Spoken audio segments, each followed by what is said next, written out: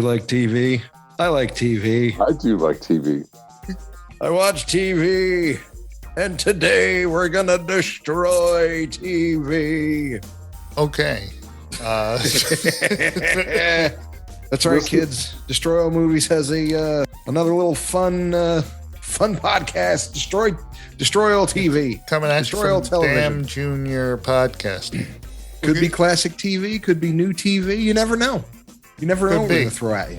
Mostly, So if you like- mostly classic TV, especially but if you- bad classic TV, which is almost all of classic Right. television. Yeah, real. Yeah. For real. Destroy All Television. Damn show. Yes, kids, destroy all television. Get it at damnshow.co, Apple Podcasts, Spotify, Stitcher, and everywhere you listen to your favorite podcasts.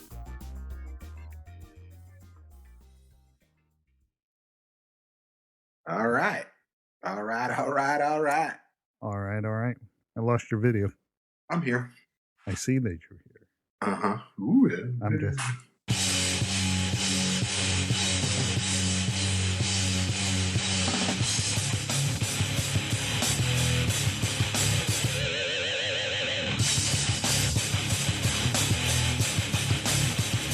Hey, and welcome to Destroy All Movies. What up, kids? What up? How's everybody doing today? I'm doing fine. I'm doing fine as well. Doing absolutely fine. What episode is this? Uh, I don't even remember. 335. Okay. I'm going to read the emails early because it's very apropos of what's happening right now. I'm going to read this email. Hold on, I gotta do the email song. Oh, the email, we got the email, you fucking Jimmy, you email, you fucking asshole. We're doing this before we even introduce ourselves because this one is from Crazy Carl. Hey, Crazy Carl. And it says it's called WD-40 fucknuts. And the it's squeaky chair. Oh, my chair squeaks? Yes, your chair squeaks.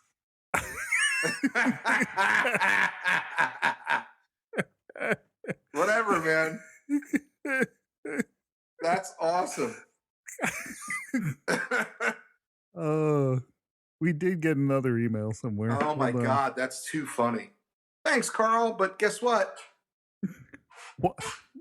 Listen. I'll play Carl in this situation. What? Oh. There you go. He's squeaking some more. Yeah, I'm gonna squeak. Dude, seriously? You're picking up on squeaking? I can hear it. Can you? Yeah, I can. Every time you rock in your chair, I can hear it going. Not that. There it is. Yeah, that one right there.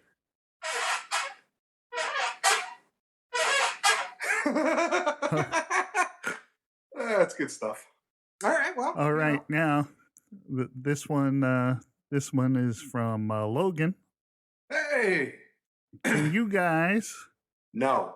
Rich and Jim, start a Patreon so we can donate to get you better internet and equipment? You sound like the world's shittiest Transformers. He must have been listening to the earlier episodes when we came back. Because that's when we were using the Zoom recording. Yeah. And you were fuzzing out constantly. Yeah. Well, dude, if you want to send us money, send us money. Buy us some equipment. Yeah. That's simple. I'll set up a Patreon page for people to pop because we were just talking that Richie does need a better microphone since he's not in my studio anymore. Yeah. He's going to need his own better microphone setup. Yeah. So I need a mixer. I need a microphone. I need Yeah, because I'm using my new laptop and I'm recording in both GarageBand and Zoom. So right. We're on Zoom, but my audio is being recorded in GarageBand. And then we have the catering budget. It's it's very difficult. So this is Destroy All Movies, which can be found at Destroy All Movies. No, it could be found at damnshow.co. That was the old show. Jesus Christ, man! You don't even know where we've only been doing this. We've only been doing this for 10 years. Yeah. Well, it's only been the last few years that we've had damnshow.co as our homepage. Have we been doing this over 10 years? Yes. 2007. 2007, dude. Wow. That's crazy. Yeah. It's 2020. Do the math. I was told there would be no math. Yeah. So,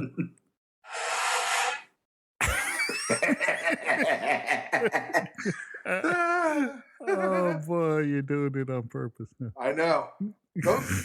Just so you know, people, don't point shit out to me and then ask me to like fix shit and not think I'm not going to fuck with you. I mean, come on. So, what are we doing on what episode is this? 335, I told you. 335, yeah. And we'll be doing The Gentleman. It's a movie that came out last year. When did this come out? Fuck if I know. I ain't got the fucking notes in front of me. January. Came out in January. January of 2020. And then it came out on home video. Mm-hmm. And then I got it. I purchased it and it's at my... Shut up.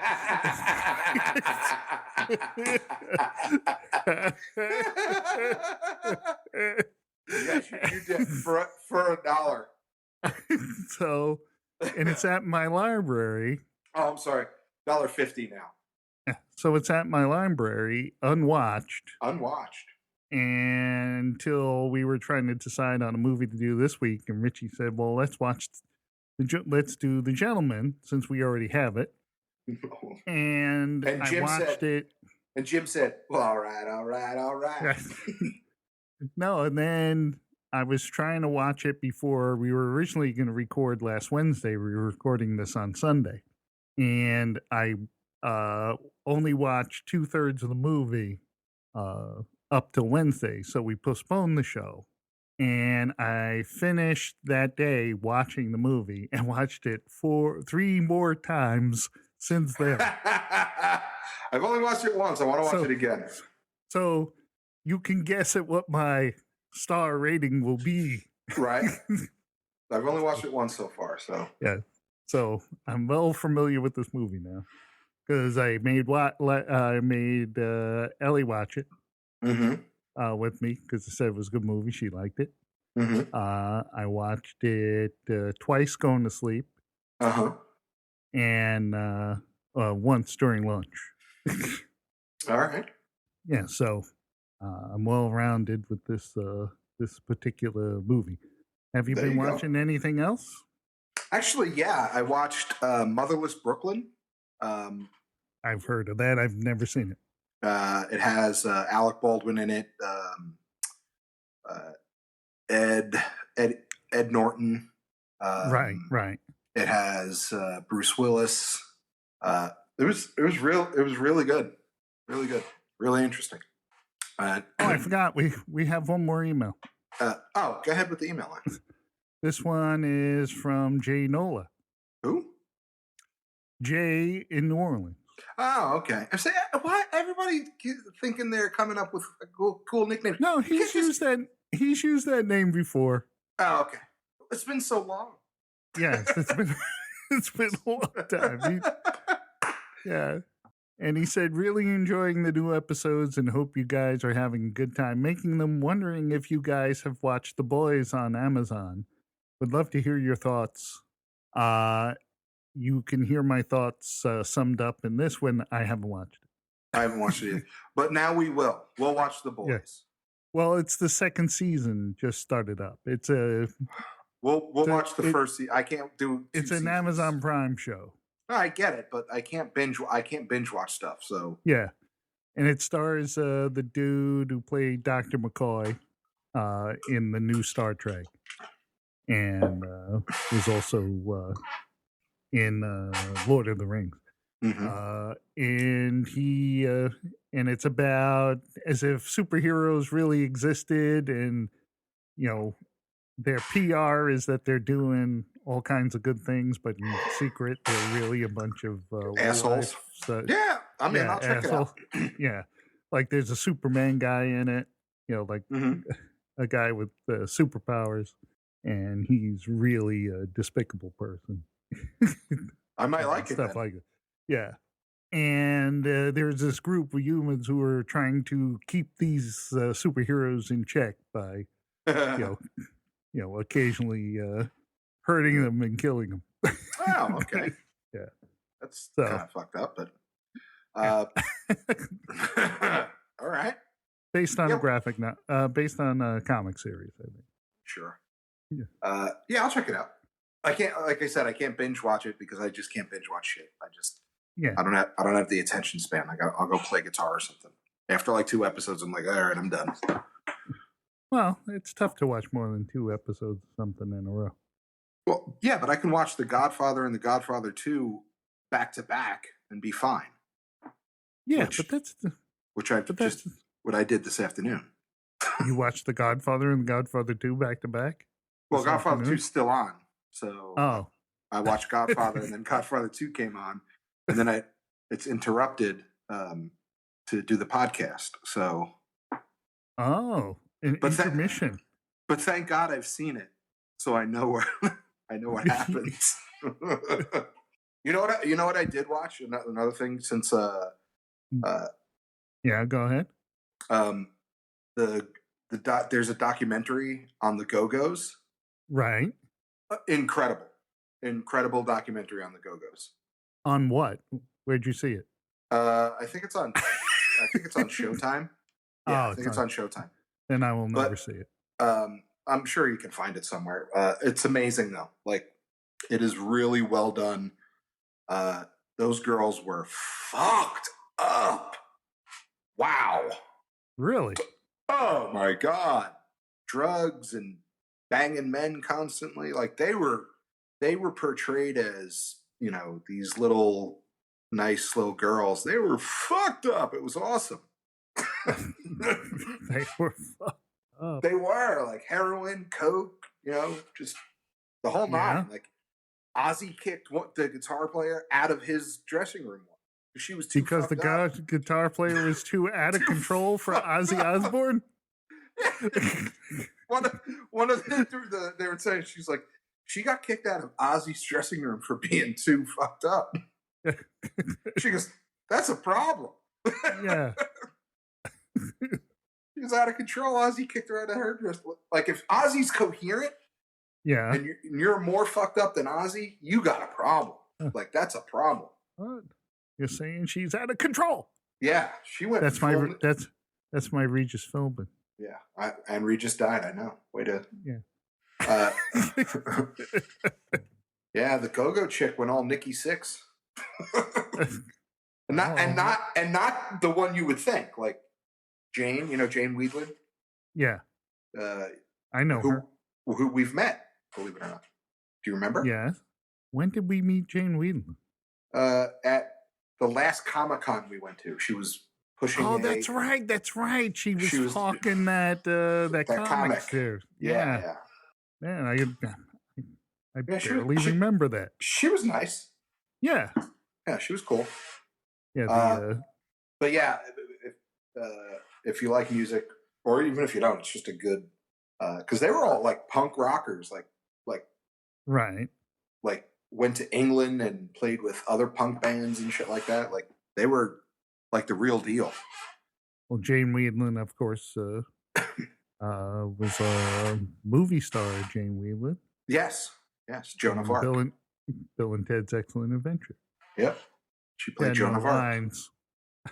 Thank God. What was her nickname?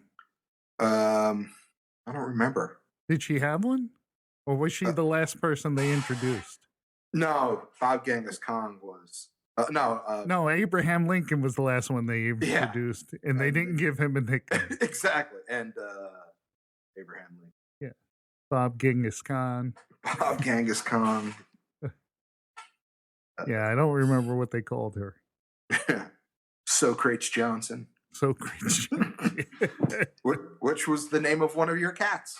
That's right. Socrates Johnson was a cat I once had. Socrates. Socrates. Yeah. So anyway. Yeah. So I recently watched Bill and Ted again because to get ready for the upcoming movie. So I have to. Which comes out next month. We'll be reviewing that next month. Comes out this month. Comes out in August. I thought it was September. 28th. Oh, okay. We'll be watching it. So I need to watch 1 then 2 back to back so I can knock it out the next day and see 3. Yeah, I have the Excellent Adventure, but I do not have Bogus Journey. I don't think I do either. So I'm sure they'll re-release it at Redbox. At Redbox before. They have a habit of popping up movies that are connected in some way to another movie. And they'll say, "Oh, returning again at Redbox." Mm-hmm. So that's an upcoming episode. Bill and Ted's whatever it is. Bill and Ted save something. I don't know.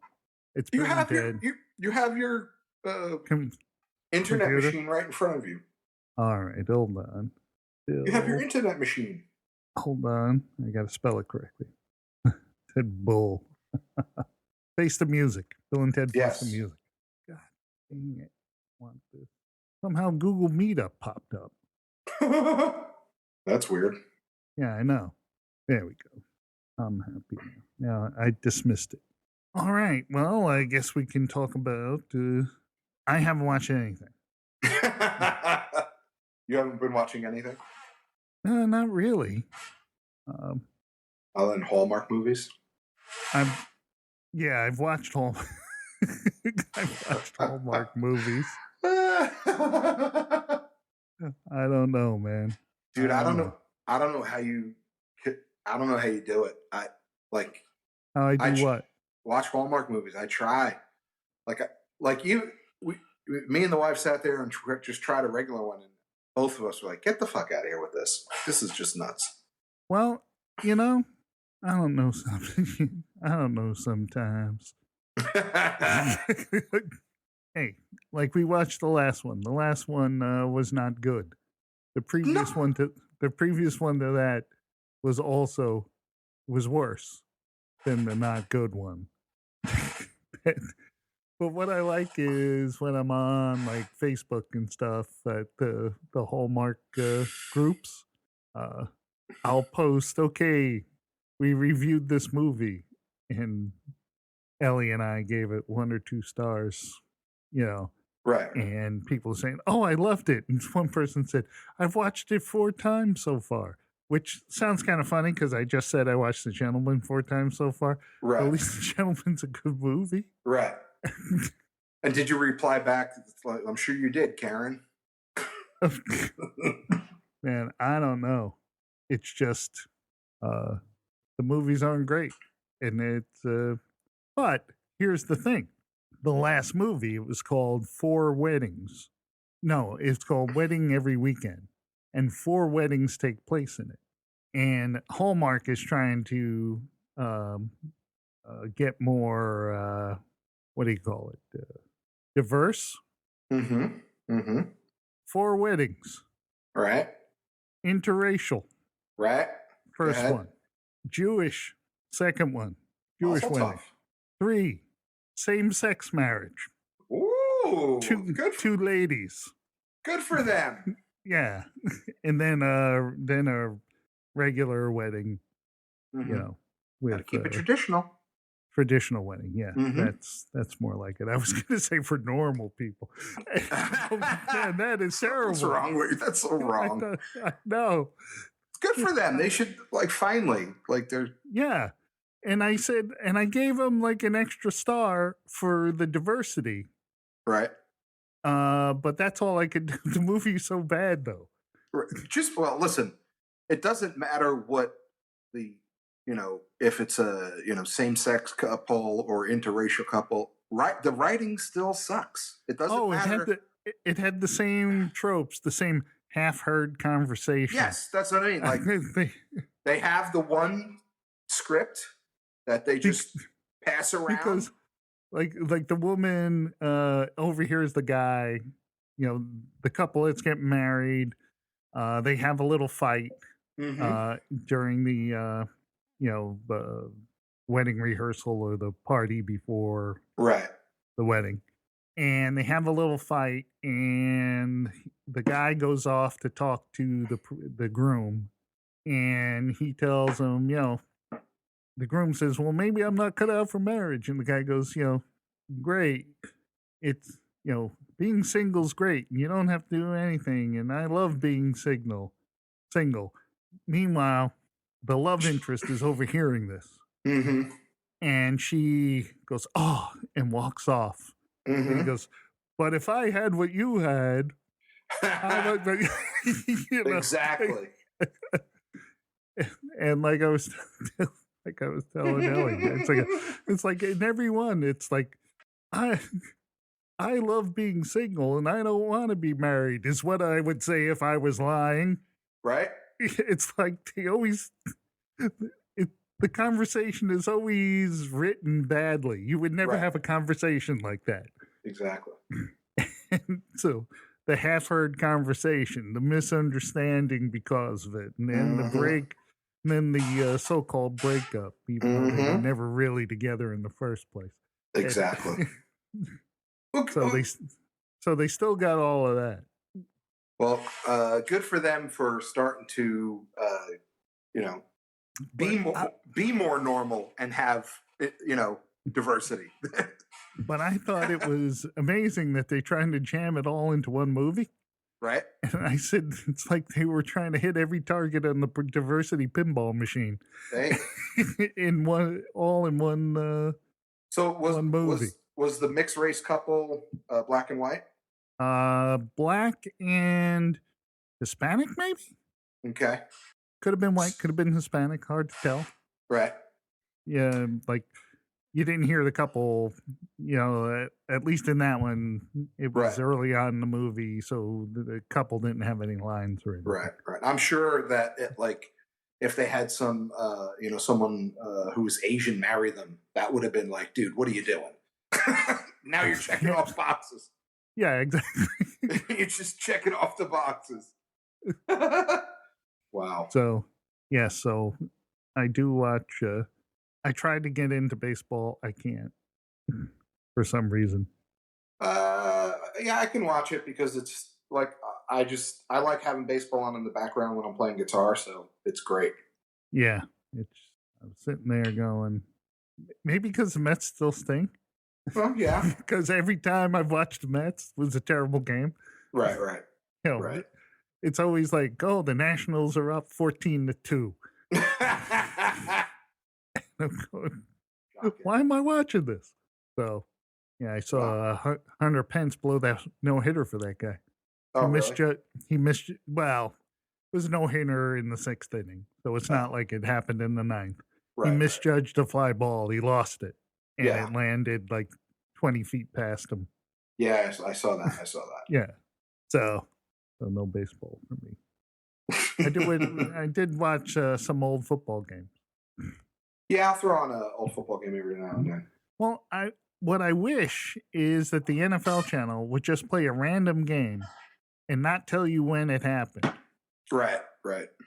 Because it's if you know the outcome, it's less exciting. Mm-hmm. Because they were doing kind of like a MVP season for what's his face on the Ravens. Mm-hmm. Their quarterback. Right. What the fuck's his name? Joe Flacco? No. Joe Flacco never had an MVP season in his life. I know who you're talking about.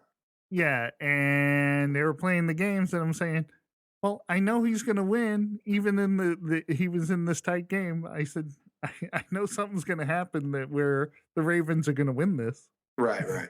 So it Lamar Jackson. Lamar Jackson, that's correct. Mm-hmm. So speaking of Lamar Jackson, Who gentlemen. everybody agrees is going to be the next What? what's his name? Randall Cunningham? No. The next RG3. Oh, yeah. Well, because they, I think he's a little more. I think he's a little more durable than RG3. True, but my argument was, I said I think he's going to last a little longer. I don't see him as a 12-year quarterback. No, he's not a like a Dak Prescott's going to be, or a Aaron Rodgers, or I said, but he's still smart enough to run out of bounds more and slide more. Yeah. So that'll give him longevity. I say 5 to 7 years. Yeah, that's why I think he's different than RG3. RG3 did not know, one, he was pretty fragile when, True. Two is he didn't know how to protect himself. Correct. And he didn't realize, hey, in the pros, these guys are bigger and faster. Yeah. And they hurt when you get hit. Like... And they specialize in punishment. Yeah. Oh my God. Anyway, The Gentleman. Welcome. The Gentleman. A Guy Ritchie film. Mm-hmm. So I kind of figured, I'll probably like it. I gotta turn off my fan. Hold on. Okay. Yeah. So I figured I'd like this one. A Guy Ritchie film. It came out in January, of course, starring Matthew McConaughey, pilot of Gypsy Danger, Charlie Hunnam. Why don't you tell everybody where they'll know him from? Okay. He was in Sons of Anarchy playing some part that I guess was popular, I guess. Yeah, you keep bringing up this movie that, like, you and me and two other people He was the co-pilot of Gypsy Danger in Pacific Rim. That's where I know Charlie Hunnam from. Oh my God, dude. Get the kaiju. Michelle Dockery, of course, from Downton Abbey. Mm-hmm. Playing a completely different part than when she played on Downton Abbey. Jeremy Strong and Colin Farrell. And everyone was great. I was just going to say, I have everybody was so good in it. I don't know. I can't, nothing bad about this movie. That's the crazy thing. Yeah. And it's basically the story of Matthew McConaughey, who plays a drug dealer who deals in marijuana in England. He went over to be a Rhodes Scholar at Oxford, and decided that there was money to be made in the puff game, as they say. Yep, those rich kids love that weed. That's right. And he builds up an empire. Meanwhile, what's his face? Movies. Up his name yet. Hugh Grant. Yes. Hugh Grant playing a very sleazy private investigator. Also a type of character I've never really seen him play. Right. And he wasn't a private investigator. He was he was a PI. Oh, I thought he was like a freelance reporter. No. He's a private investigator. Okay. That the publisher hires. I see. Yeah. So, but he's a very sleazy private investigator. Mm-hmm. He looks sleazy. He acts sleazy, and he really chews the scenery with the. And he's basically the narrator. Yeah. Of the movie. Narrating the whole story, right? Telling the story as if it is a screenplay, because he actually did in the movie write it up as a screenplay. Wow. and he goes to Raymond's house with Charlie Hunnam. And Charlie Hunnam is the right-hand man of Matthew McConaughey. And he's basically telling him a little story of the convoluted plot of his screenplay. Right. Which is basically that he was hired to dig up dirt on Mickey Pearson, Matthew McConaughey, because Mickey Pearson snubbed the publisher of one of the largest tabloids in England, and refused to shake his hand at a party. So the publisher wanted to ruin his life and run stories about him. So he hires Hugh Grant to find dirt on him. Meanwhile, they're talking. He's talking to Raymond, telling him all of the evidence and info that he's uncovered. While they're sitting at Raymond's Smokeless Barbie, which I want. I didn't even know they existed. Yeah. It was a nice piece of machinery. Yeah. Smokeless barbecue that's integrated into a table. So you can grill your Wagyu steaks while you're sitting at the table. So we're like in all Guy Ritchie films, you are introduced to a bunch of crazy gangster characters. You have Dry Eye, who's part of the Chinese mob, and you have Jeremy Strong, who plays what was the character that Jeremy Strong played? Matthew Berger, who also is a Jewish mobster. And Matthew McConaughey wants to sell him his marijuana business and for $400 million. And no one knows how Matthew McConaughey where he is growing all of the weed that his organization sells. No one knows where it is. In England, there's not a lot of land where you could plant and grow this stuff. Right. Without anyone seeing it. Especially with Google Earth and all that stuff. Yeah, so he's telling Jeremy Strong, he's telling him how his business works. And it's basically he's made deals with ladies and lords to use their estates to grow the weed.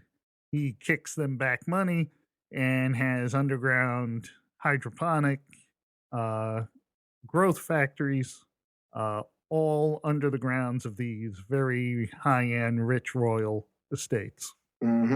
Which is genius. Yeah. Michelle Dockery plays Matthew McConaughey's wife, and she doesn't just play wife. She actually has a good fairly meaty role. Yeah. And speaking with a thicker Cockney accent, unlike her very hoity-toity, high-end accent on Downton Abbey, she played the daughter of the owner of the big estate, Downton Abbey, on that show. So they were very, very upper crust. And she had an upper crust accent. This, not so much.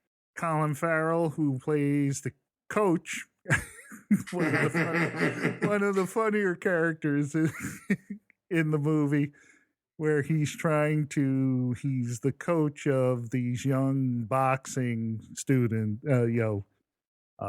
young boxers. He's trying to keep them on the straight and narrow, even though they don't want to be. Right. He's like the Mickey of the group, like from Rocky. He's Mickey, except he can kick a lot of ass, and he's funny. Yeah, and I'm telling you, man, when the guy got run over by the train, I fucking died. No. That was funny.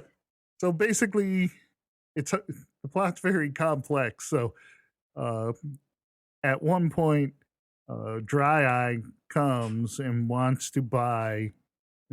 Hears that Mickey's is trying to sell his business, and offers him some very low rent money to try to buy the business. Matthew McConaughey, of course, spurns him. So the basic plot is that you find out later that Matthew recruits Dry Eye to put a dent in Mickey's business, right, to bring down the value so he can buy it on the cheap. Right. And then he would kick back money to Dry Eye for doing it. Right. He would give him a piece of the action.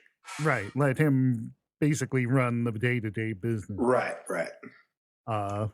What Dry Eye does is he tips off the young hoodlum boxers to the location of one of the farms, and they go and rob it.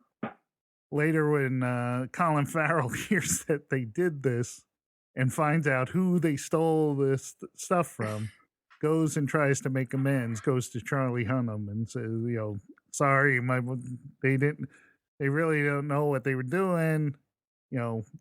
Right. I will pledge my loyalty to you until we settle this debt. Right. It's my responsibility. Yeah. He basically got all his stuff back. Right. As well. So previously, Matthew McConaughey sends Charlie Hunnam off to retrieve the daughter of one of the upper crust. I think someone who was fourth in line for the throne of England. I think they mentioned. And their daughter's a drug addict, and in part of London, rundown part of London, and he asked Charlie Hunnam to go and get her and bring her back home. Charlie Hunnam thinks it's a bad idea, but he has to go anyway. You don't like going into the slums. Yeah.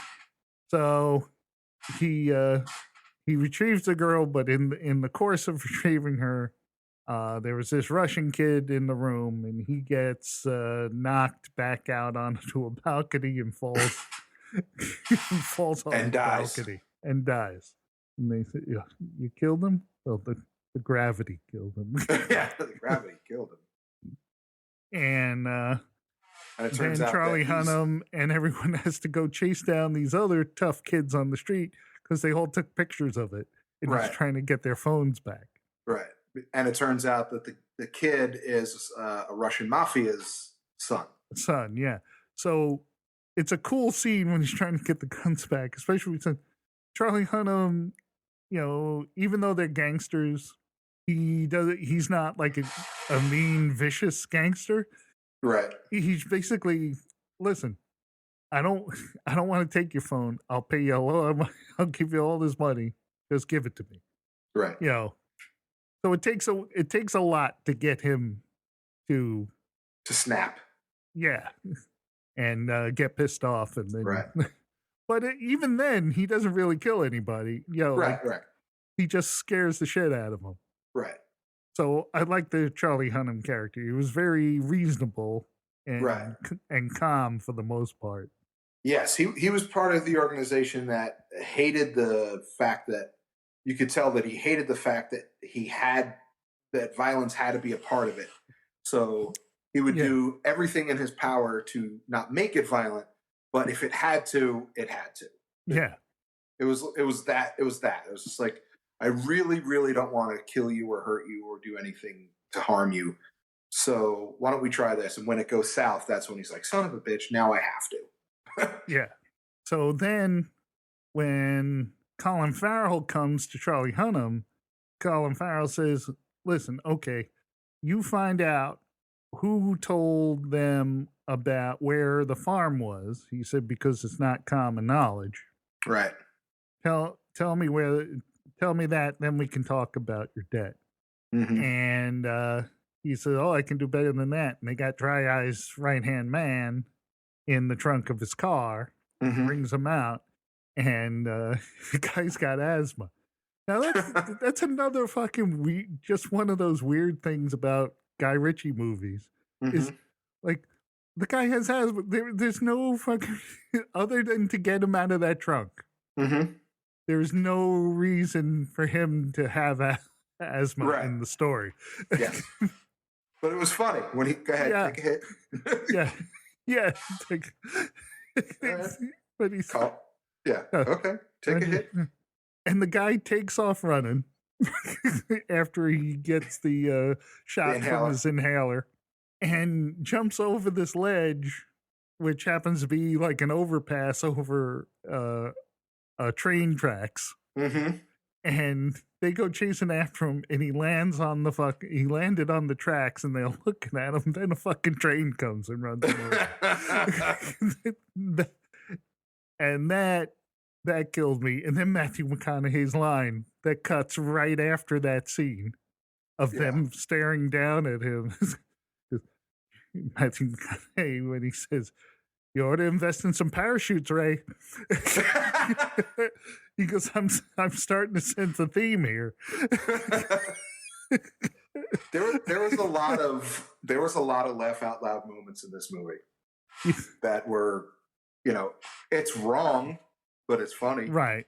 So what Hugh Grant is doing is he says that he's trying to blackmail them into giving him $20 million because he found all of this evidence. Right. And he's going to give it all to Big Dave, the publisher, if they don't give him the $20 million. And he said, I have insurance policies, have copies of this stuff hidden away that will go to Big Dave if you kill me. So at this point, Matthew McConaughey gets a little pissed that Dry Eye, it was the one behind his the robbery at his weed farm, right? And goes to see Lord George, who is Dry Eye's boss, right? And tells him. Before we go any further, let's back up to the beginning, where so the beginning you see Matthew McConaughey walk into a pub, and he orders a. Oh yeah, that's right. He orders a beer and a pickled egg. Pickled egg, yeah. Right? And he's sitting down, and the hitman comes in, shoots him in the head. But you don't actually see him shoot him in the head. Right. You see the blood splatter on the glass and the pickled egg. And then the story begins. So you see that happen, you're like, holy shit. Right. So you know at some point, Matthew McConaughey is going to get shot. Right. Exactly. Now we're at the Dry Eye part. Yeah.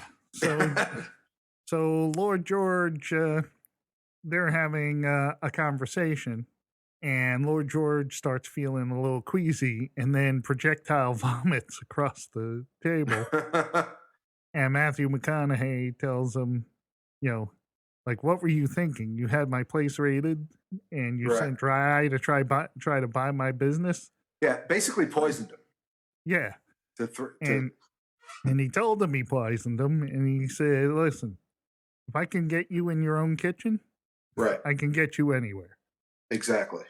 So Lord George, who had no clue Dry Eye was doing any of this, goes to see Dry Eye and says, are you out of your mind? Did you do this? Yeah, did you do this? And Dry Eye kind of threatens him and says, yeah, at some point, the old are replaced by the young. You better remember that. So comes to the point where that scene comes back, where Matthew McConaughey is sitting there talking to his wife. Oh, and Dry Eye kills Lord George, by the way. Oh, yeah. Dry Eye killed Lord George, and Dry Eye's uncle, who I guess is the head of the mob, thinks it's Matthew McConaughey who killed him. Right. Who killed Lord George, and tells Dry Eye to take care of it. So. And because everybody, just so everybody knows, like, everybody is trying to punk Matthew McConaughey through this whole movie, basically. And correct. They're, basically calling him, he don't have it anymore. He's not tough. He's not a tough guy. Yeah. He's not this. So there you go. Because he hangs around with high society and all that. Right. and he wants to get out of the game. So they think Right. it's a sign of weakness. that he Yeah, wants to and get his out of the wife game. warned him. And his wife warned him that would happen. Right. And I love her one line when something, and he goes, "Well, what do you think?" And she goes, "I think there's fuckery afoot." So, and she runs a repair shop for high-end automobiles. Right. That I guess deals mostly with mobsters and stuff like that. So stop trying to make the chair.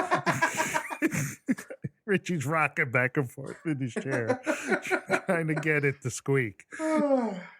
So Matthew McConaughey is sitting there. You see a guy come up behind him with a gun, which you didn't see in the earlier scene. You didn't see Right. the guy with the gun. Right. So the guy's behind him with the gun, and he's talking to his wife, and someone had come into the room where his wife was Mm-hmm. at work, and he's going, "Who's there?" And it's Dry Eye, and he tells her to hang up the phone, and she says, "What do you want, Dry Eye?" And then hangs up the phone. So Matthew McConaughey knows it's Dry Eye. Mm-hmm. Meanwhile, the guy's gonna kill Matthew McConaughey, Who is part of the Russian mob. Yeah. And you hear the gunshot and see the blood, but it turns out it's the Russian hitman who was the one shot by Charlie Hunnam, came in behind him and killed him. And they said, "Who the fuck is this guy?" So Matthew McConaughey is driving at high speed to go to where his wife is, and they get hit by a truck. And so the Jewish drug lord had given Matthew McConaughey a gift of a what he called a paperweight, was a Derringer, two-shot Derringer. Two-shot gun. Yeah. And she has it on her desk, and she pulls it out and says, because Dry Eye told his henchman to go get her. Mm-hmm. And she said she's going to put a bullet between his eyes if they make one move towards her. Yeah. And she does it. Yeah. And he gets killed. And then the second one is just like, and she was like, "I'll do it to you too," and she does. And then then Dry Eye says, "Oh, you're out of bullets." Right. And he starts trying to beat her ass. And at this time, Matthew McConaughey's SUV is upside down, but both him and his partner are fine. And he gets out and starts to run. Yeah. To where's.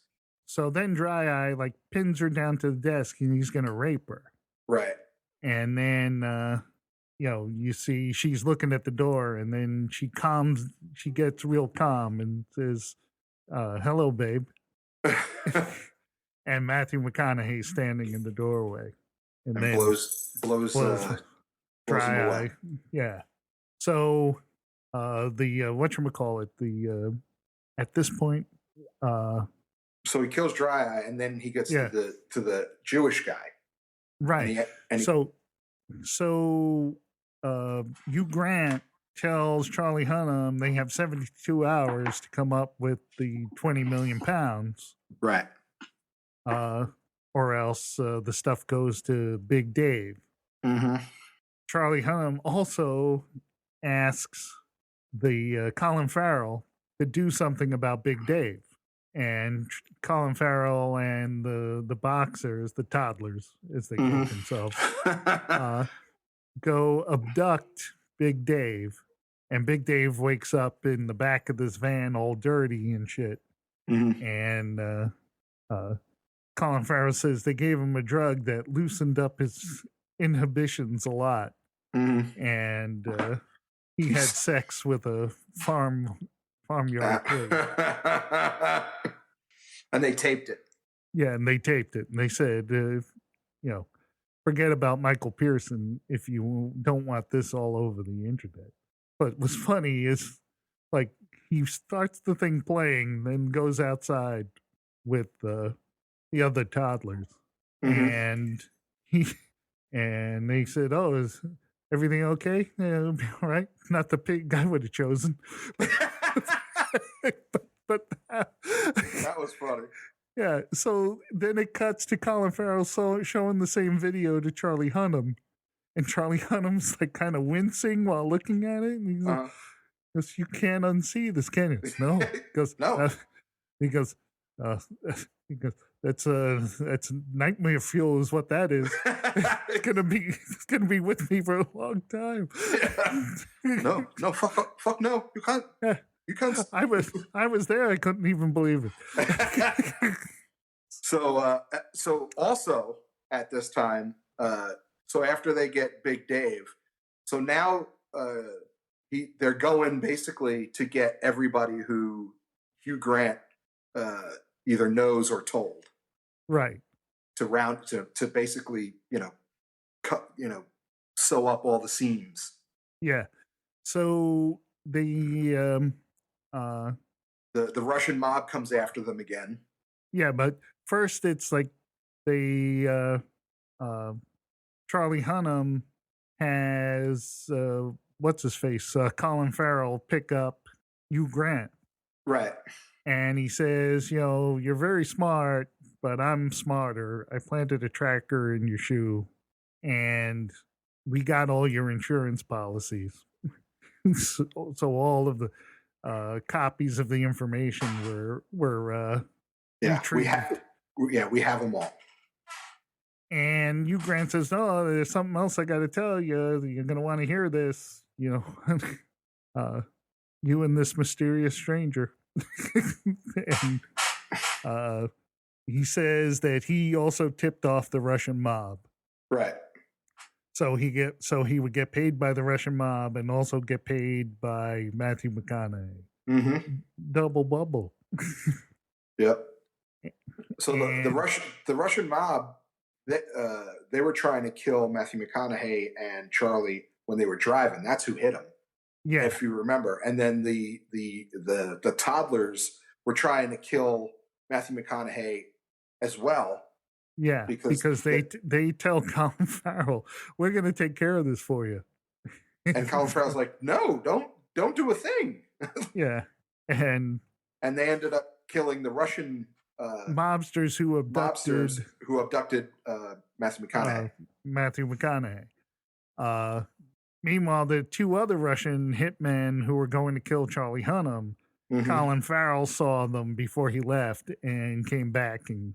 Right, because after Hugh Grant, that was it. They were square. Yeah, it was three strikes are out. 3 strikes are out. And the debt is repaid. And he shoots the two Russian mobsters when Charlie Hunnam sees it. He just holds up 4 fingers. Yeah, I laughed out loud at that. He had this like, come on. Yeah, 4. It was great. So previous to that, is Matthew McConaughey settling with Matthew, the Jewish mobster, where he's saying that he was behind it all, trying to drive down the price of the business, because he was only offering $100 million at the end instead of the $400 million. Yeah, it was like 130 or something like that. So Matthew McConaughey, they're at the waterfront, where Matthew McConaughey keeps his weed in, containers for fish and stuff like that. And he tells them, "I'm going to stick you in the freezer, and you're going to pay transfer $270 million, which is what you've caused, what you have cost me. Right. And I'm keeping my business, and it's 25 below in there. And you better type fast, because you'll only last about an hour." And then he tells them, "But you're also going to have to give me a pound of flesh for what? Because they put their hands on my wife." Right. And he said, "There's no amount of money you can give me to make up for that."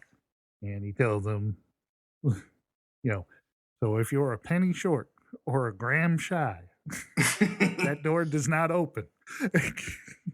So that's when he gets picked up by the Russian mobsters. Then the toddlers show up, spray the car with bullets, killing the Russian mobsters. And Matthew McConaughey is able to get out. Yeah. Yeah. Meanwhile, while the Russian mobsters were going after Charlie Hunnam, Hugh Grant got away in all the commotion. So later, he's trying to sell the screenplay to a producer in England, and then says, "Oh, okay, well, I'm going." After the pitch meeting, says he's going to L.A.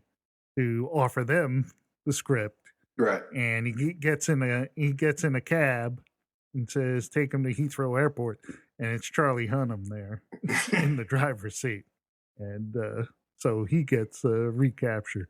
And Matthew McConaughey is king of the jungle, as they say. That's right. Yeah. Took out all. It was very. So it started out very Snatch and ended up very Ocean's 11. Yeah. It was awesome. So, if you want to be king of the jungle, it's not enough to be the king. Yeah, it's not enough to say you're the king. Say you're the king. You must be the king. The end. Yeah, and then Matthew McConaughey, went into his ending monologue, very Lincoln style. So he sold some Lincolns at the end of the movie. So this movie may what? Every time he had a monologue, that he did it in his Lincoln voice. Yeah. Lincoln car commercial.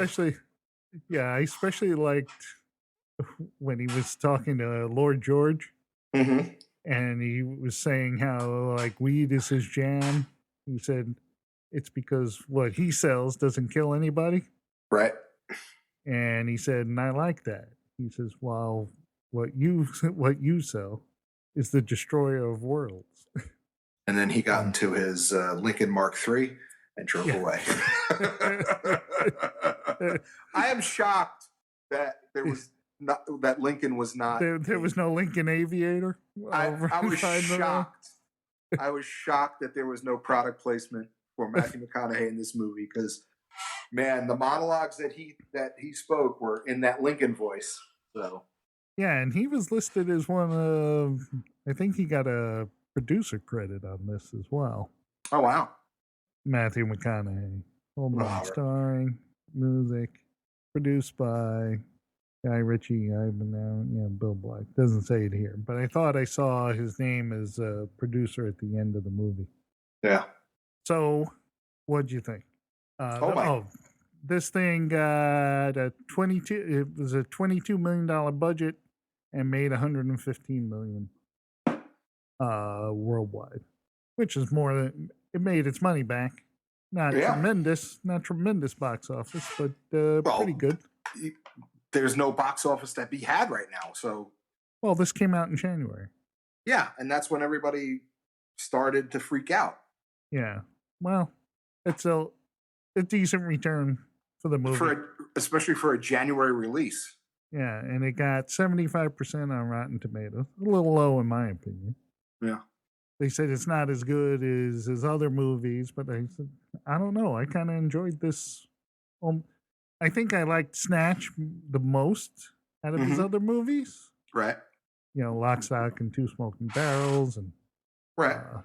He did I think he did the first Sherlock Holmes with what's his face? Robert Iron Man Jr. Could be. I may be remembering it wrong, but I thought Snatch was great, but for some reason I really liked it. I really liked this movie. Yeah, this was my favorite that he's done. I love Snatch, but this was great.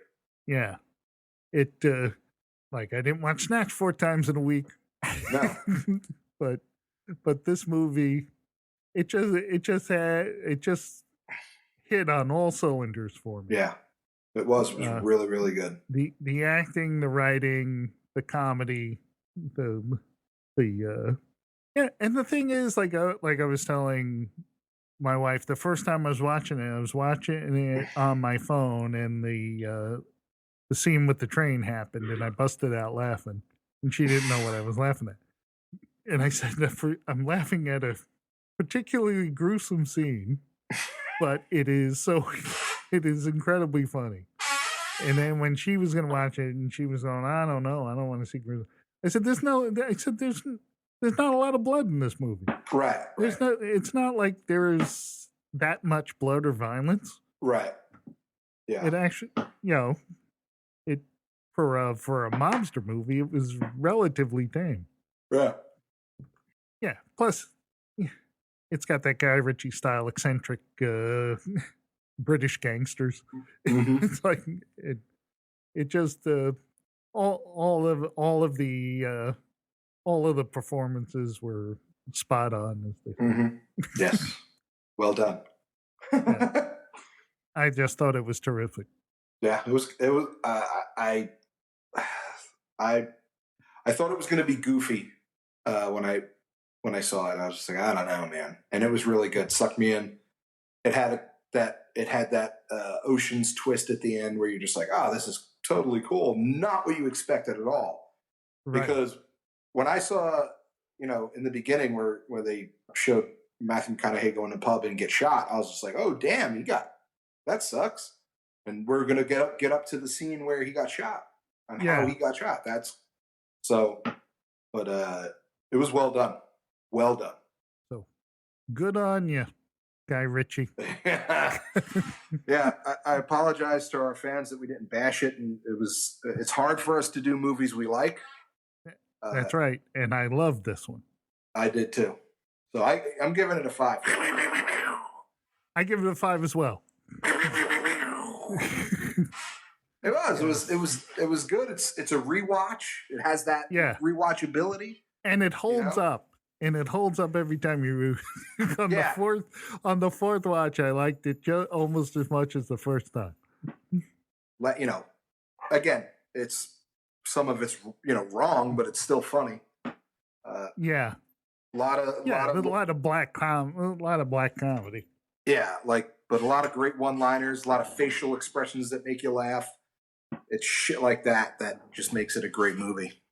So yeah, and it was like, some of the knocks on the movie is it has a lot of racial stereotypes and but it's like it's not that bad, right? No one is really denigrated because of their right. I didn't even get any of that out of it. The only mob it didn't touch was the Italian mob. So the Russian mob, the Asian mob, the Jewish mob, yeah, they were some of them were kind of stereotypical, but they're they're mobsters. Mobsters are always stereotypical for the most part. No kidding.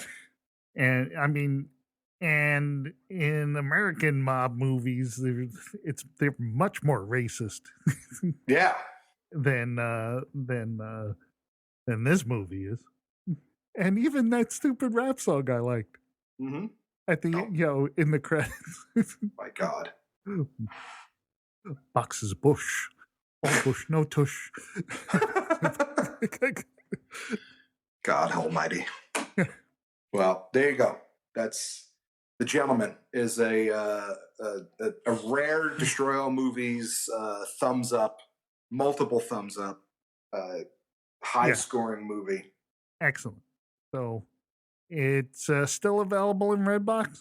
So if you get a chance, I don't know if it's available on HBO or anything, but if you get a chance to watch it, watch it. Worth it. Well worth it. Absolutely. Absolutely. All right. That's it. That's 335. 335 is in the books. Yeah. The book is closed on that one. Oy vey, dude. Go to Destroy All Movies. No, don't go there. Don't go there. Go to man. damnshow.co. We have an Amazon. An Amazon? Amazon. Dude, let's just end it. Because we have an Amazon link that we would like you to use when you go to Amazon. It costs you nothing other than an extra click of your mouse or trackpad. I still have to do that, by the way. Oh my God.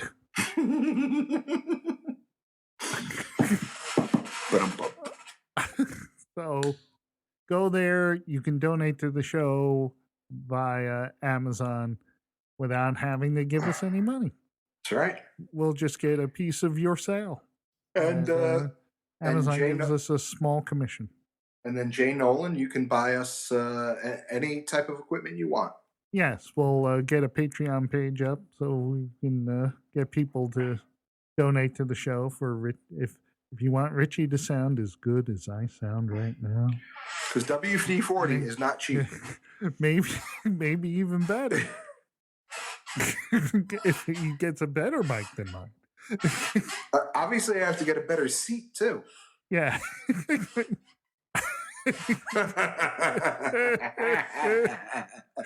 Oh, no. You shouldn't have said anything. Hey, we gotta get Crazy Carl on the show. Yeah, I'll send him an email. I'll have to invite him on. Yeah, I know he must be dying. Yeah. So destroymail@gmail.com is where you can send an email. Tell us, hey, send your thoughts. You're not allowed to give yourself your own nickname. Many have tried. Many have failed.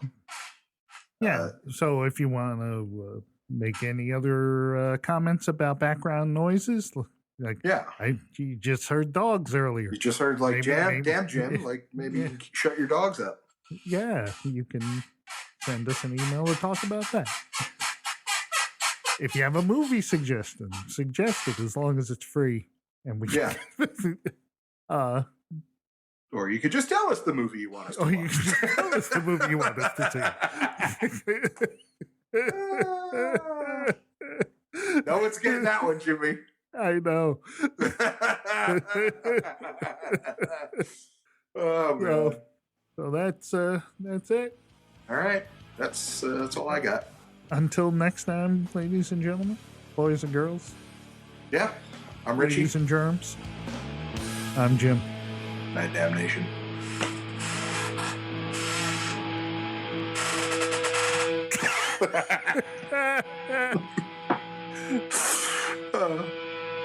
Hold on. You got to keep that in.